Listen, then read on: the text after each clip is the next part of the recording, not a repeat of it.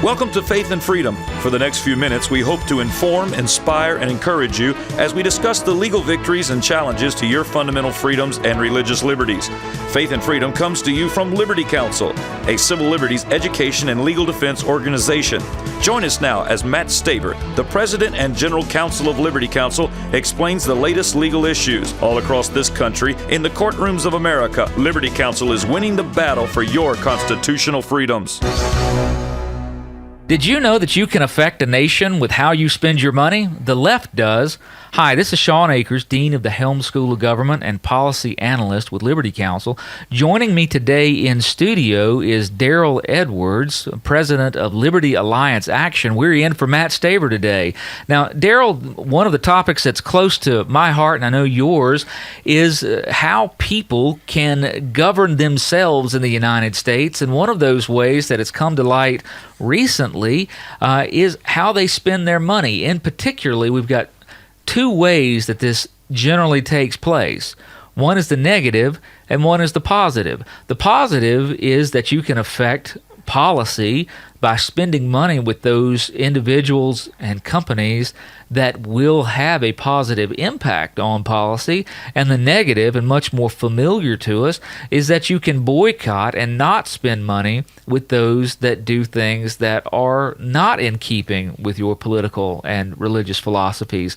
Now, we occasionally do that kind of thing, but we're not the only ones. In a recent story by Tommy Christopher, published in Mediaite.com, we see that Target and Best Buy have been boycotted by gay rights activists based on the Citizens United decision. Now, Daryl, the Citizens United decision was one that came down by the Supreme Court recently that, to make a long story short, said that corporations can make independent expenditures. In other words, they can put out issue ads and that kind of thing, supporting or opposing a candidate. It seems that Republican Minnesota gubernatorial candidate Tom Elmer, who the far left says is virulently anti-gay, has received some independent expenditures by Target and Best Buy, and the gay rights groups of the area are boycotting those groups to send out a message that they're not acting in compliance with the gay rights movement. Well, you mentioned earlier about the negative and the positive aspects of the boycotts. They're certainly within their rights to do that. It's their money. They can vote with their money as you vote by casting a ballot, which sort of makes us decide we can shift, and we can also find groups, and there are organizations like American Family Association have done this successfully for many years. Use the boycott as a way to get organizations, corporations back in line when they've stepped too far over one way or another. And I think Christians especially should not be afraid to vote with their pocketbooks. You know, in this particular case, the donations of $150,000 and $100,000 appear to have been made particularly under the Citizens United decision, which, according to this article, allows unlimited political donations by corporations. Well, that's not exactly accurate. It doesn't allow political donations. It allows independent expenditures. But, Daryl, the point you make is a very, very good one, and one that I hope that our listeners will take to heart. When we talk about living in a government in a country with a government that is based on the consent of the governed, and that you are a self-governing people, that happens in a variety of ways. The vote is just the most well-known of that. The fact is that every single time that you spend your money with any company or any individual, you are increasing their ability to make change, to cause change. The left has recognized this, and like you say, Daryl, they are absolutely perfectly within their right to withhold their money from companies that are not going to affect policy the way they think it should be affected, and to spend their money with companies that will support their causes. But so are we. Well, even the term boycott, it's a tradition that goes way back, all the way back to 1880. There was an English land agent in Ireland named Captain Charles Cunningham Boycott, and he was so ruthless in evicting his tenants that his employees refused all cooperation with him and his family. And boycott came from his literal last name.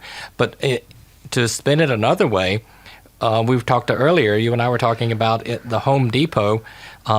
There's a boycott been launched against them for promoting the homosexual agenda, sort of the opposite of what we have with Target. And they're calling on people who would support family values to withhold their purchases from Home Depot for that very reason.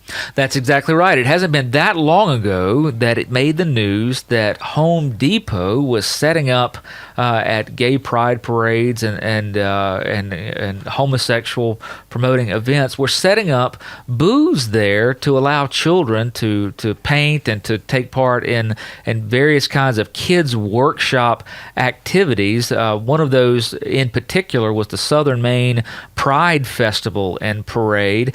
When the conservative groups found out that Home Depot was taking such a tactile part in these things, especially, Daryl, promoting the participation of children in gay pride parades, they came out and boycotted the group. Now, this is something I cannot tell you how powerful it is to a company. You can test a company's political will faster by choosing to either spend your money with them or not spend your money with them than any other method. I mean, you are looking them dead in the eye and hitting them where it hurts.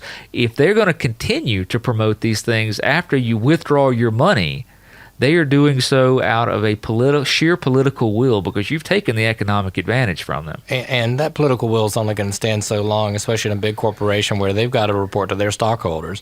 And somewhere that CEO's got to go to a meeting and explain to someone why they really, by sheer ideology, hurt their income. In addition to that, you've got people who you've got to make payroll. And here we are in a recession. They need every customer they can get. How powerful would it be, Daryl, if just a few, we're looking at a nation that has some estimates are as high as 70 or 80 million evangelical Christians who desire desperately to not just talk the talk but walk the walk. When you put it in those kind of numbers and you say that even a portion, even a fraction of that group of individuals decided to buy as a block, decided to buy according to their values, decided not to eat food from the wicked king's table, so to speak, and remove themselves from that portion of the economy and then inserted themselves behind business owners that are behind right policies and trying to shape America for the better. Can you imagine the impact that would have? Well, you can look at it just from the sake of things like in Hollywood when like the small church in Georgia, which came out with Facing the Giants and made a movie on a very shoestring budget, and all of a sudden it became just widespread, powerful. Thousands and thousands of people were flocking to see this movie. Then all of a sudden you see in Hollywood, wait, we can make movies like that too. So the pocketbook spoke, and it sort of turned the tide, and you started seeing more family-friendly movies coming out. You're absolutely right. And a matter of fact, one of the places that really turned that tide was with The Passion of the Christ, produced by Mel Gibson. He took a tremendous amount of flack for having produced the movie, but when that decision was taken out of Hollywood and placed in front of the American people, they showed up and watched the movie. They voted with their dollars. And that sort of set the tone. And we're getting away from the boycotts here, but it does show the power of the pocketbook.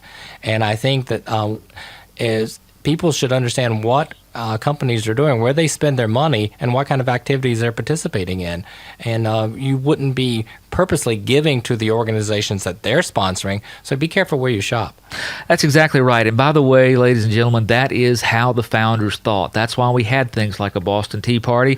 That's when the founders said we're going to govern ourselves, that's exactly what they meant. They pledged their lives, their fortunes, and their sacred honor to leading a nation, and they meant that all the way around. Well, if you'd like to find out more about what we're doing doing and arm yourself to take more of a part in leading a nation, you can come to our website at lc.org. There you can find things like our grassroots update. You can find Original Intent by David Barton. Find out a little more about what the founders thought and how they approached things. You can get that for a donation of only $15. And we'd like to remind you again that the Values Voter Summit is going to be in Washington, D.C. on September the 17th through the 19th. We're going to be playing a part in that and hope that you will too. Again, you can always find us on the web at lc.org or call us at 1-800-671-1776. And while we're talking about things that you can take part in, let me also remind you that we here at Liberty University and Liberty Counsel are going to have our own event, The Awakening, on April 8th and 9th of this year.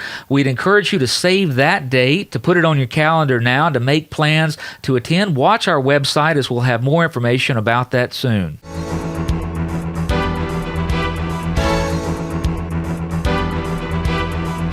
You have been listening to Matt Staver of Liberty Counsel. Our hope is to encourage and inspire you to stand up for your faith, family, and freedoms. We can accomplish a lot when we work together. Get informed and get involved today. Sign up for our free monthly newsletter, The Liberator. We will send it out to you free of charge. Stay informed with our Liberty Alert email update. Just click on the website at www.lc.org or call us at 1-800-671-1776. Tune in next time to learn more about your rights right here on Faith and Freedom.